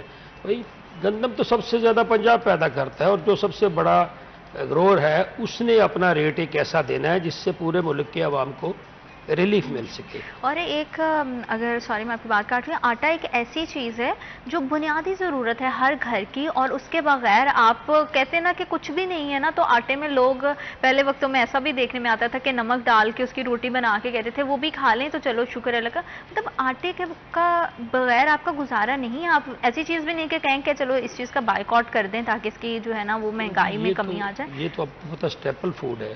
ہم فلور ملر ہیں، ہم سمجھتے تھے کہ کوئی بھی گورنمنٹ آٹے کے ریٹ کو بڑھانے کی متحمل نہیں ہو سکتی، کیونکہ ہمارا سسٹم ایسا ہے کہ گندم ہمیں گورنمنٹ دیتی ہے، آٹے کا ریٹ بھی وہی مقرر کرتے ہیں، ہم اپنی مرضی سے کچھ نہیں کر سکتے۔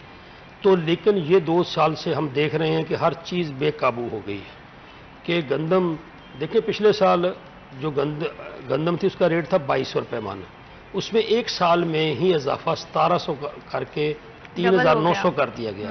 کبھی تاریخ میں ہسٹری میں ایسے نہیں ہوا کہ آپ ایک دم ریٹ ڈبل کر دیں، اور وہی گندم جو ہے 3900 کی اس وقت، کیونکہ صرف جن لوگوں نے ذخیرہ کیا ہوا ہے ان کے پاس ہے، وہ اپنی مرضی کے ریٹ پہ بیچ رہے ہیں۔ فیصل آباد میں 4600 ہے، لاہور میں 4700 ہے، پنڈی میں 4800 ہے۔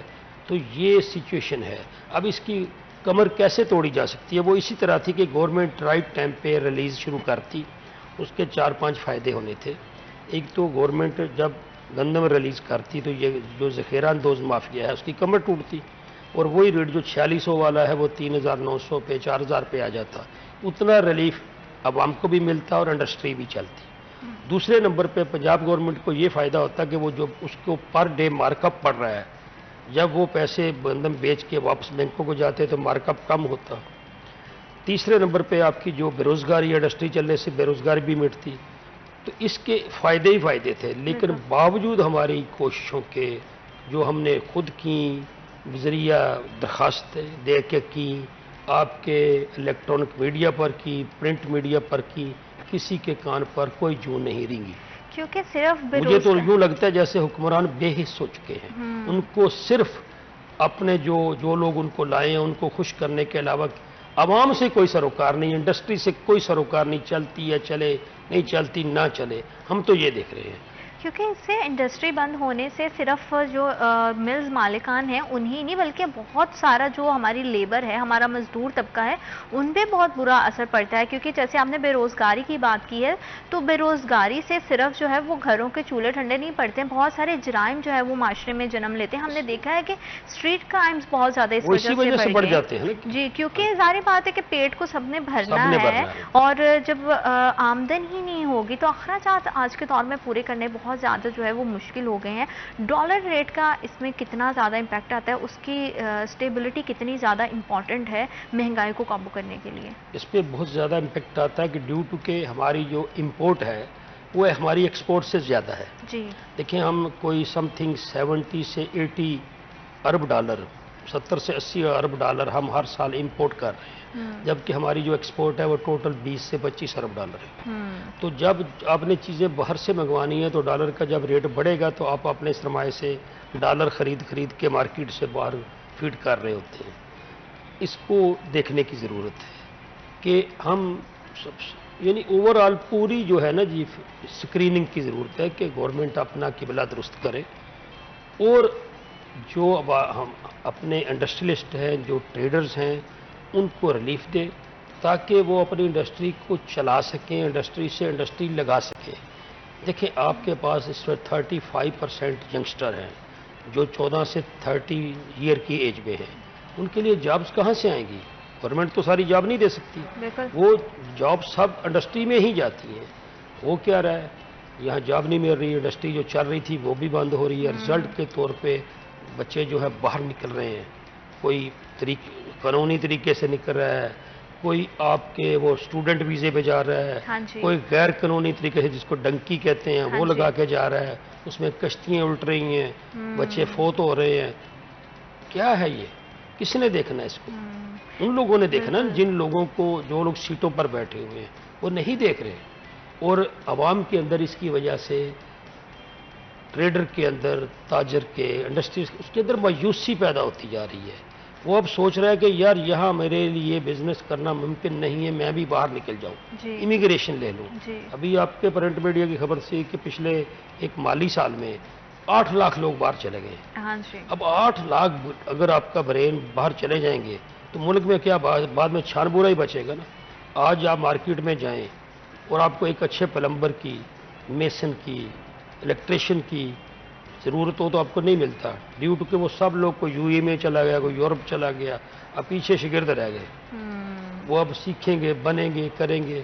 پھر اگر آپ آ جائیں اپنی تعلیم، ابھی آپ نے تعلیم والے بلائے ہوئے تھے، تو تعلیم کے حساب سے یہاں ہماری یونیورسٹیز ہیں، ہمارے جو ادارے ہیں، سکولز ہیں، وہ سوائے رٹا سسٹم کے، بلکہ رٹا سسٹم کی تو ہم بعد میں بات کریں گے، مہنگائی کی وجہ سے لوگوں کو فیسز پے کرنا اتنی مشکل ہو گئی ہے کہ جو آپ نے مائیگریشن کی بھی بات کی، ایک میجورٹی ریشو جو ہے وہ پاکستان سے باہر چلے گی، اور واقعی جب پاکستان کا ٹیلنٹ یہاں سے جاتا جائے گا تو اوبویس سی بات ہے کہ جو ہم کارواں ہے وہ ترقی کی طرف، جو ہم کہتے ہیں کہ گامزن ہے اور آنے والی جنریشن نے ہی جو ہے وہ ملک کی بھاگ دوڑ سنبھالنی ہے، تو وہی باہر چلے جائیں گے تو حالات اور مشکل ہوتے چلے جائیں گے، کیونکہ ظاہری بات ہے کہ ہمارے ہاں ایک تو یونیورسٹیز میں اس طرح کا رجحان نہیں ہے کہ ہم جو ہے نا ان کو یونیورسٹی کے اندر ہی لاسٹ کے 2 سیمیسٹرز میں جاب آفرز کریں، اب تو ویسے بھی جابس نہیں ہیں۔ تو پالیسی میکنگ اس سب میں کتنی زیادہ امپورٹنٹ ہے انڈسٹری کو بہتر انداز میں چلانے کے لیے؟ دیکھیں جب تک آپ ایک لانگ ٹرم پالیسی نہیں دیں گے، دیکھیں سیاسی گورنمنٹیں آتی جاتی رہتی ہیں، کبھی کسی پہ عدم اعتماد آ گئی، کوئی آگے چلا گیا، کوئی آپ کو ایک جیسے میثاق جمہوریت آپ نے کیا تھا لندن بیٹھ کے، اس طرح آپ کو ہماری تمام جماعتوں کو اور ہماری اسٹیبلشمنٹ کو بیٹھ کے ایک میثاق معیشت بھی کرنا چاہیے، جس میں ایک کچھ شارٹ ٹرم پالیسی اور کچھ لانگ ٹرم پالیسی بنا کر اس پہ یہ ڈیسائیڈ کر لینا چاہیے کہ گورنمنٹ کوئی بھی آئے کوئی بھی جائے وہ چینج نہیں ہوں گی۔ جی اب آپ ہماری مثال لیں فلور ملر کی، جس سال گندم زیادہ ہوتی ہے تو ہمیں کہتے ہیں آپ ایکسپورٹ کریں، اگلے سال کم ہو جاتی ہے کہتے ہیں اب آپ نہیں کر سکتے، آپ صوبے سے باہر آٹا نہیں بیچ سکتے، وہ صوبے سے باہر جانا بھی اسمگلنگ ہے، اب ضلع سے باہر نہیں بیچ سکتے، ضلع سے باہر جانا بھی اسمگلنگ ہے۔ تو یہ کون سا طریقہ ہے؟ اس طرح کون بزنس مین اپنا یہاں پہ بزنس کرے گا؟ جس کو موقع ملے گا وہ باہر نکل جائے گا اس سے، کیونکہ ہمیشہ بزنس وہاں پہ ہوتا ہے جہاں پہ سرمائے کو تحفظ ہو، یہاں پہ ایک لانگ ٹرم پالیسی چلے۔ آپ آج بھی یورپ میں کسی کمپنی کا پروفائل اٹھا لیں، پتہ چلتا ہے یہ 150 سال پرانی ہے، یہ 250 سال پرانی ہے، یہ 300 سال پرانی ہے، ہماری تو ابھی ایج 75 ایئر ہے۔ آپ مجھے یہاں ایک انڈسٹری دکھا دیں جس کی عمر 70 ایئر ہو۔ بالکل چول صاحب، میں آپ کی بات کو یہیں سے کنٹینیو کروں گی کہ ایکسپورٹ پہ اس کا کتنا امپیکٹ آیا ہے۔ وقت پہ ایک چھوٹی سی بریک کا، will be right back after a short break.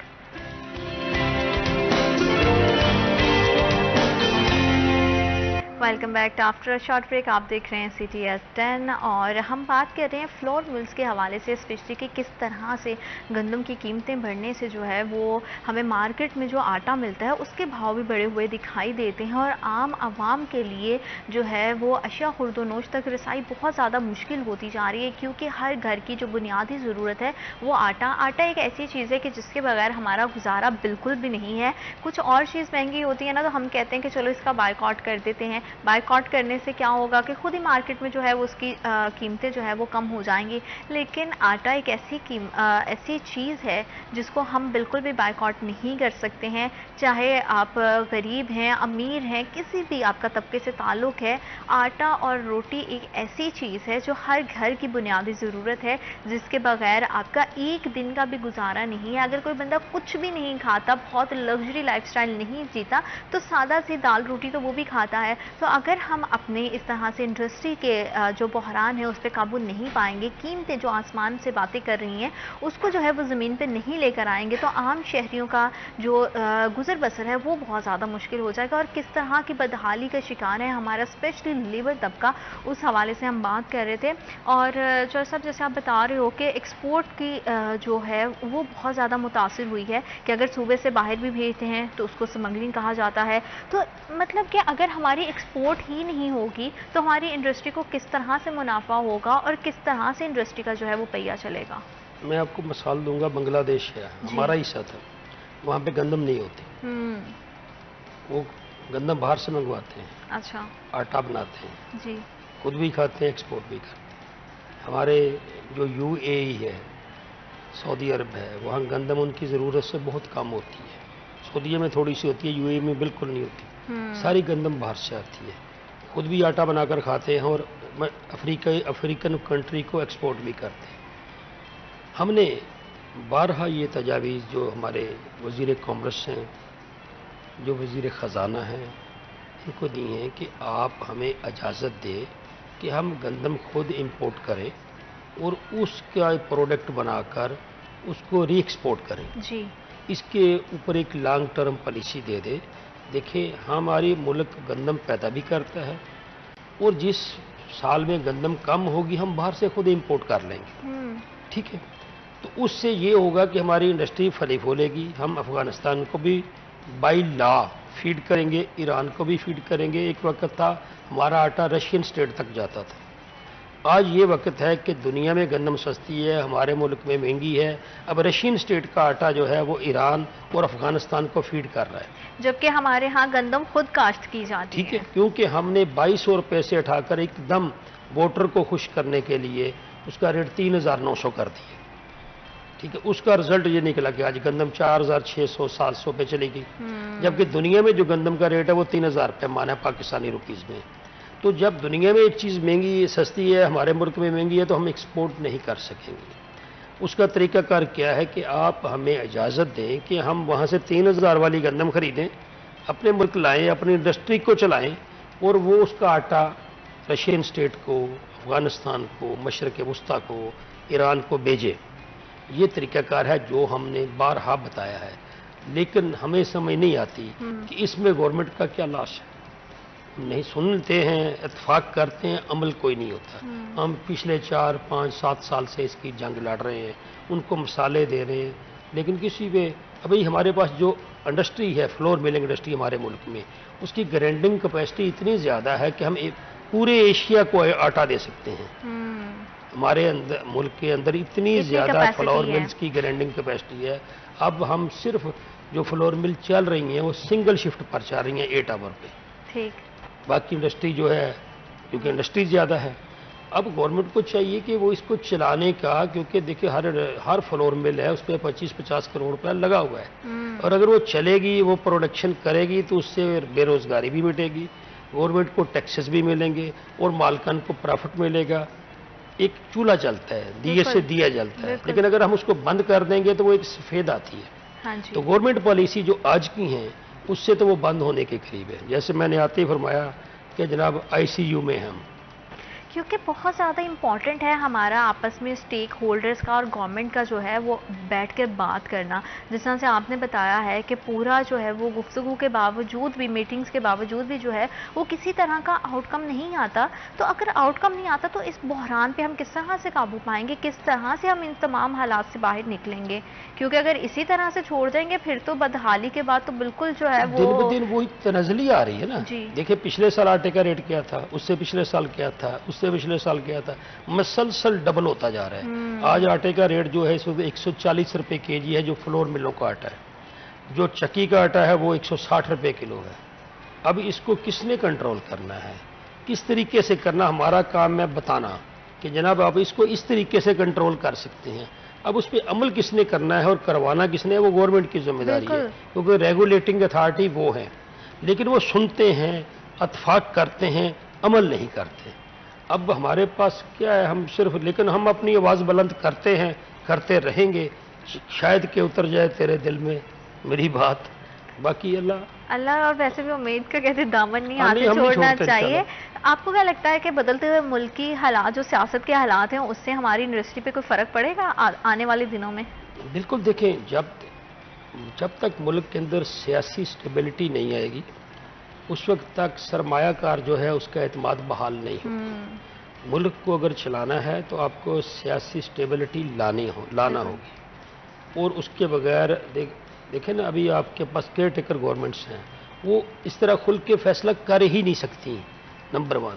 Number 2، ان کو پتا ہے کہ ہم نے کون سا عوام کے پاس جانا ہے، ہم کون سے جواب دیں ہیں، اس لیے ہماری سمجھ میں جو آئے گا ہم کر دیں گے. ایک جو سیاسی گورنمنٹ ہوتی ہے اس کو پتا ہوتا ہے کہ ہم نے 5 سال 3 سال بعد کو عوام میں جانا ہے، اچھی کارکردگی کا مظاہرہ کریں گے. عوام کی ضرورت کیا ہوتی ہے؟ سب سے پہلے مہنگائی کنٹرول. ہاں جی. نمبر 2 ہیلتھ، ہاسپٹلس کا نظام اچھا ہو، تعلیم کا نظام اچھا ہو، بے روزگاری نہ ہو. یہ 4-5 چیزیں چاہیے. امن و امان ہو. تو یہ سب کیسے ہوگا؟ یہ تبھی ہوگا جب ملک میں سیاسی سٹیبلٹی آئے گی، انڈسٹری چلے گی، آپ کا کارخانے دن رات چلیں گے، وہاں پہ لوگوں کو روزگار ملے گا. کیونکہ دیکھیں، جس کو روزگار ملتا ہے نا، وہ کرائم کی طرف نہیں جاتا. بالکل، کیونکہ روزگار جو ہے، اگر آپ کی آمدن بڑھے گی اور آپ کے اخراجات جو ہے اس لحاظ سے آپ اسے مینج کریں گے، تو ظاہری بات ہے خوشحالی اگر ہوگی معاشرے میں تو بہت سارے جو دوسرے جرائم کی، جیسے آپ نے بھی بات کی کہ کرائم ریشو نہیں اس سے بڑھتا ہے، لیکن ابھی ہم نے دیکھا ہے مجبوری میں صحیح یا کسی بھی طرح سے صحیح، لوگ جو ہے وہ جرم کی طرف بھی گئے ہیں، اور بہت سارا جو ہے وہ اسٹریٹ کرائم بہت اس میں ہم نے بڑھتا ہوا دیکھا ہے. لوگ تو ہزار روپے کے لیے جو ہے نا، اب ایک دوسرے سے لوٹ مار کرنے سے بالکل بھی باز نہیں آ رہے ہیں. اگر فلور ملز کے حوالے سے ہم دیکھیں تو مزدور طبقہ کتنا جو ہے وہ فلور ملز کا اس سے متاثر ہے، اور انڈسٹری کے بند ہونے سے ان کی زندگیاں کتنی مشکل ہو گئی ہیں. بالکل. دیکھیں، ایچ فلور مل جو ہے نا، اس میں 100 آدمی منیمم کام کرتا ہے. یعنی سمجھیں کہ 100 خاندان برسر روزگار ہوتا ہے جو ڈائریکٹ ہے. انڈائریکٹ اس کے ساتھ کسی نے تھیلے سپلائی کرنے ہیں، کسی نے داگا دینا ہے، کوئی گندم لے کے آ رہا ہے، وہ ٹرالی جو آ رہی ہے اس کے اوپر 4 مزدور لگے ہیں. انڈائریکٹ ہم اس 100 کو 5 کے ساتھ ضرب دیں تو ایک فلور مل 500 لوگوں کو چلا رہی ہے. لیکن جب وہ بند ہوتی ہے تو اس کا اٹ مین کہ 500 لوگ ٹھپ ہو گئے، اور جو گورنمنٹ کو بل مل رہے ہیں، جو ٹیکس مل رہے ہیں، وہ بھی بند ہو گئے. تو ان چیزوں کو آپ ایک اچھی لانگ ٹرم پالیسی اور سٹیک ہولڈرز کے ساتھ میٹنگ کر کے ان کی جو جائز باتیں ہیں وہ سن کے تسلیم کر کے اس پہ عمل کروا کر ہی اس کو بہتر کر سکتے ہیں. لیکن جسٹ اگر نشستن برخاستن کرنا ہے، باتیں کی سنی، چائے پی چلے گئے اور عمل بات وہیں کے وہیں رہی، تو پھر نظام درست نہیں ہوگا. بالکل. کیونکہ نظام کو بہتر کرنے کے لیے بہت زیادہ ضروری ہے کہ سب سے پہلے جو ہے ہم اپنے مزدور کو جو ہے وہ مستحکم کریں، اس کو مضبوط کریں، تاکہ ہماری انڈسٹریز جو ہے وہ بہتر انداز سے پھل پھول سکیں. وقت ایک چھوٹی سی بریک کا. Will be right back after a short break.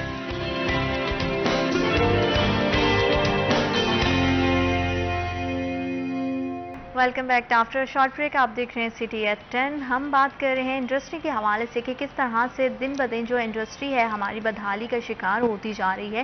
Especially اگر ہم بات کریں فلور ملز کے حوالے سے، تو ایک فلور مل کے ساتھ اگر ایک جو ہے اگر 10 سے 20 لوگ بھی منسلک ہیں، تو 10 سے وہ 20 لوگ نہیں ہیں، وہ 10 سے 20 خاندان ہیں. اور جب ہم بات کرتے ہیں لیبر کی، جب بات کرتے ہیں مزدور کی، اور اگر ان کی تعداد سینکڑوں میں ہے، تو ہمارے لیے وہ صرف چند سینکڑوں یا چند 100 افراد نہیں ہیں، اتنے ہی خاندان ہیں، اور اتنے ہی خاندانوں کے لیے ان کی جو زندگی کا سرکل ہے وہ چلانا بہت زیادہ جو ہے وہ مشکل ہوا ہے.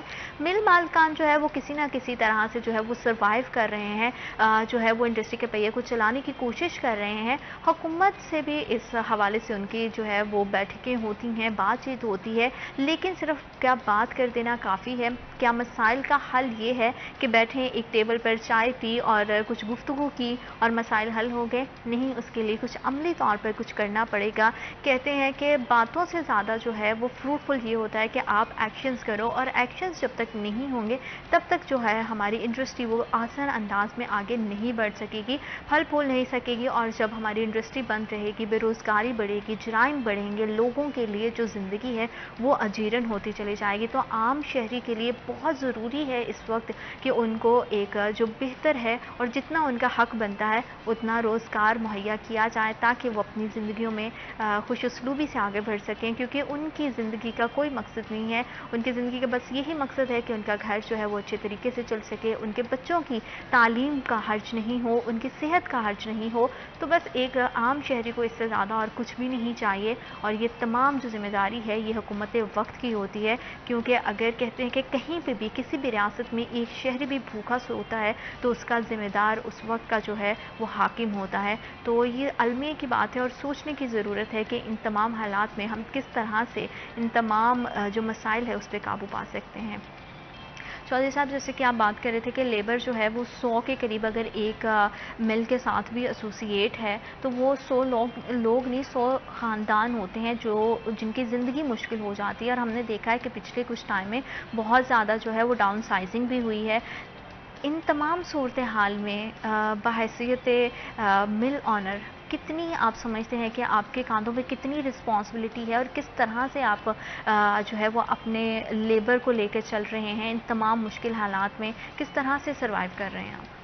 اس وقت زینت یہ ہے کہ سب سے پہلے تو جو مزدور آدمی ہے نا جی، اس کا فوڈ جو ہے پہلی پرائرٹی اس کی فوڈ ہے جی۔ اب فوڈ کا رزلٹ یہ ہے کہ تقریباً موسٹلی ملز نے کھانا اپنے ورکر کو دینا شروع کر دیا ہے۔ ہاں جی۔ کیونکہ کھانا اتنا مہنگا ہو گیا ہے کہ وہ اپنی تنخواہ سے اس کو دیکھیں نا منیمم پے 32,000 ہے، 1,000 روپیہ روز بنتا ہے۔ جی جی۔ اب وہ اگر باہر 2 ٹائم کھانا کھائے تو پیسے ختم ہو جاتے ہیں۔ سب سے پہلے تو کھانا ہے، اس کے بعد ہم لوگ اپنے ملوں میں مزدوروں کو 3 ٹائم کھانا دے رہے ہیں۔ دوسرے نمبر پہ ان کے بجلی کے بل ہیں۔ آج کل ہمارے ملوں میں کیا ہو رہا ہے کہ مزدور اپنے بل لا کر ہمیں دے دیتا ہے کہ جناب یہ آپ جمع کروا دیں تو منتھ اینڈ پہ حساب کر لیں۔ جب بل جمع کروا دیتے ہیں تو بعد میں بچتا کیا ہے، کیونکہ اگر اس بیچارے نے 200 یونٹ چلائے ہیں جو منیمم ہے تو اس کا 13,000 بل آیا ہوتا ہے۔ ٹھیک ہے جی، کیونکہ 50-60 روپے یونٹ بل ہے اس وقت، تو غریب آدمی کے لیے بہت مشکل ہے زندگی بسر کرنا ان حالات میں۔ لیکن کیونکہ ہمارا ملک ہے، ہم نے رہنا ہے، ہم نے چلانا ہے، ہم سے جتنا ہو سکتا ہے ہم اپنے مزدور کو ریلیف دینے کی کوشش کر رہے ہیں اور کرتے رہیں گے۔ لیکن اگر ہم اس کو گورنمنٹ سائڈ پر دیکھیں تو اب دیکھیں کہ ہم سوشل سیکورٹی پے کرتے ہیں اپنے مزدوروں کی، جتنے مزدوروں کی ہم سوشل سیکورٹی پے کرتے ہیں ان کو اتنے کو کارڈ ہی نہیں بنے۔ محکمہ ہیزیٹیٹ کرتا ہے کہ نہ کارڈ بنے گا ان کا تو نہ یہ ہاسپٹل وغیرہ سے فیسلٹی لے سکیں گے، تاکہ ہمارا جو تھوڑے بجٹ میں کام ہو جائے۔ اس طرح اب اولڈ ایج بینیفٹ ایک ادارہ ہے، جب مزدور 60 سال کا ہو جاتا ہے تو اس کو گورنمنٹ 8,000 روپیہ اس کی پینشن لگ جاتی ہے اولڈ ایج کے ذریعے۔ جب یہ ادارہ بنا تھا تو اب ایسٹیمیٹ کریں کہ اس میں کچھ پرسنٹ ہم نے دینا تھا، کچھ 1-آدھا% مزدور نے دینا تھا اپنی تنخواہ سے، اور اتنے ہی پیسے گورنمنٹ نے دینے تھے۔ 1990 سے لے کے آج 33 سال ہو گئے ہیں گورنمنٹ نے اس ادارے کو فنڈنگ نہیں کی۔ اب ہر انڈسٹری جو ہے اولڈ ایج بینیفٹ کو جتنے اس کے رجسٹرڈ مزدور ہیں، ورکر ہیں، ان کا کنٹریبیوشن اولڈ ایج بینیفٹ کو پے کر رہی ہے، سوشل سیکورٹی کو پے کر رہی ہے، لیکن اس کے عوض کیا مل رہا ہے مزدور کو؟ اونٹ کے منہ میں زیرے کے مترادف ہے، آٹے میں نمک کی طرح ہے کہ وہ ان کو اتنی مراعات نہیں مل رہی جس مقصد کے لیے یہ ادارے بنائے گئے ہیں۔ اب ان کا فوکس کیا ہے؟ صرف یہ ہے کہ ادارے فنڈز اکٹھے کرتے رہیں اور جو ادارے کے ورکر ہیں، افیسر ہیں، ان کو تنخواہیں ملتی رہیں، ان کی گاڑیوں کے پٹرول چلتے رہیں، ان کی مراعات برقرار رکھیں۔ اسی طرح labour department, social security, old age benefit, یہ سمجھ لیں تینوں سسٹر کنسرن ہے۔ اب تینوں کے حالات جو ہیں مزدوروں سے آپ پوچھ لیں، میں تو چلو مالکان کی نمائندگی کرتا ہوں، مزدوروں سے پوچھ لیں کوئی مزدور ان سے ہیپی نہیں ہے۔ لیکن ہم ایک انڈسٹریلسٹ جتنا اس کا بجٹ ہے, جتنا اس کا پرافٹ ہے, ظاہر ہم نے جو بھی کرنا ہے اپنے پرافٹ سے ہی کرنا ہے, پرافٹ نہ ہونے کے برابر ہے. لیکن اس میں سے ہم کہتے ہیں کہ چل اللہ تعالیٰ اچھے دن لائے گا, تو جو ہمارے ورکر ہیں ان کو ہیپی موڈ میں رہنا چاہیے. اگر وہ ہیپی موڈ میں ہوں گے تو پروڈکشن ٹھیک کریں گے, اگر وہ ذہنی طور پہ انتشار میں ہو تو کیا کام کریں گے. لیکن یہ تب تک ہی ممکن ہے جب ادارہ چل رہا ہے. لیکن اگر ادارہ ہی بند ہو جائے گا اور اس کی مشینری کو توڑ کے کباڑیوں کو بیچ دیا جائے گا تو کون سا مزدور, تو کون سا مالک. اس وقت جو گورنمنٹ کی پالیسیز ہیں وہ ساری اداروں کو بند کرنے کی طرف لے جا رہی ہیں. اس میں فوری طور پر امینڈمنٹ کی ضرورت ہے, اس کو دیکھنے کی ضرورت ہے کہ ہم وہ پالیسیز لائیں. دیکھیں, سب سے پہلے جو آپ کے ادارے ہیں نا وہ سروس پرووائڈر ہونے چاہیے, نہ کہ منی جنریٹنگ فرمز ہونی چاہیے. کیونکہ گورنمنٹ کا کام بزنس کرنا نہیں ہے, گورنمنٹ کا کام بزنس کو چلوانا, ان کو ریگولیٹ کرنا ہے, ان کو فیسیلیٹیٹ کرنا ہے. ہمارے جو سب سے بڑے دو مسئلے ہیں, as of doing business, business میں آسانی پیدا کرنا, یہ گورنمنٹ کی ذمہ داری ہے. کاسٹ آف بزنس, یہ گورنمنٹ کی ذمہ داری ہے. گورنمنٹ ان دونوں چیزوں میں 100% ناکام ہے, چاہے موجودہ گورنمنٹ ہے, چاہے اس سے پچھلی تھی یا اس سے پچھلی تھی. میں 3 کی بات کر رہا ہوں, یہ کیئر ٹیکر ہے, اس سے پہلے پی ڈی ایم تھی, اس سے پہلے پی ٹی آئی تھی. تینوں گورنمنٹ جو وہ کہتی تھی ہوتا اس کے برعکس تھا. اس وقت بھی وہی کچھ اور ہے. دیکھیں, ہاسپٹلز کے اوپر چھاپے مار کے سسٹم صحیح نہیں ہوتے. ایک جو ایگزیکٹو ہے اس کو اپنے آفس میں بیٹھ کے, ہیڈ کوارٹر میں بیٹھ کے سسٹم کو صحیح کرنا ہے. ٹھیک ہے, کبھی کبھی سرپرائز چیکنگ ہونی چاہیے, ٹھیک ہے, لیکن آپ ایسی پالیسیز کیوں نہیں لا رہے, آپ اس طرح کا کام کیوں نہیں کر رہے کہ وہ نظام وہاں پہ درست ہو. جب تک آپ سٹیک ہولڈر کی باتوں کو نہیں مانیں گے, ٹھیک ہے, باتیں سنتے ہیں, چائے پہ پلاتے ہیں, لیکن عمل نہیں ہوتا, تو رزلٹ کیا ہے؟ رزلٹ یہی ہے جو اس وقت ہے کہ آپ کی ایکسپورٹ ڈیکلائن ہو رہی ہے. آپ کا ڈالر جو نیچے آپ نے ڈنڈے سے لائے تھے اب پھر روز 1 روپیہ بڑھ رہا ہے, جس کی وجہ سے مہنگائی میں اضافہ ہوگا. اب دیکھیں, آپ کا جو پیٹرول سیکٹر ہے, ڈیزل, پیٹرول, یعنی انرجی, گیس, بجلی, یہی 4-5 ہیں, سارے جو ہیں آپ وہاں سے ٹیکس جنریٹ کرتے ہیں, ارننگ کرتے ہیں, اس سے اپنی قسطیں قرضوں کی پے کر رہے ہیں. اب جس نے آپ کو قرضہ دیا, چاہے آئی ایم ایف ہے, چاہے ورلڈ بینک ہے, جس نے پیسے دیے اس نے اپنے پیسے تو لینے ہیں. اور وہ قرضہ بھی جو لیا ہے وہ کہیں لگتا ہوا بھی تو دکھائی دے نا, لیکن وہ کہیں پہ ہمیں دکھائی نہیں دے رہا, جس کی وجہ سے انڈسٹری جو ہے بری طرح سے بدحالی کی طرف جا رہی ہے. جگہوں پہ لگ رہا ہے جو ابھی ہماری ضرورت نہیں ہے, ہم اسے سمان تعیش کہتے ہیں. دیکھیں, آپ میں ایک چھوٹی سی مثال دوں گا. ہمارے ملک میں ہم چھوٹے تھے تو یہاں بسیں چلتی تھیں, میں نے تو ڈبل ڈیکر بسیں بھی دیکھی ہوئی ہیں, وہ ریڈ کلر والی جو برطانیہ میں چلتی ہیں, وہ یہاں بھی چلتی تھی. وہ پبلک ٹرانسپورٹ تھی, ٹھیک ہے. اب آپ روڈ پہ نکل جائیں, آپ کو اتنے موٹر سائیکل نظر آئیں گے, ٹھیک ہے, اتنے رکشے نظر آئیں گے.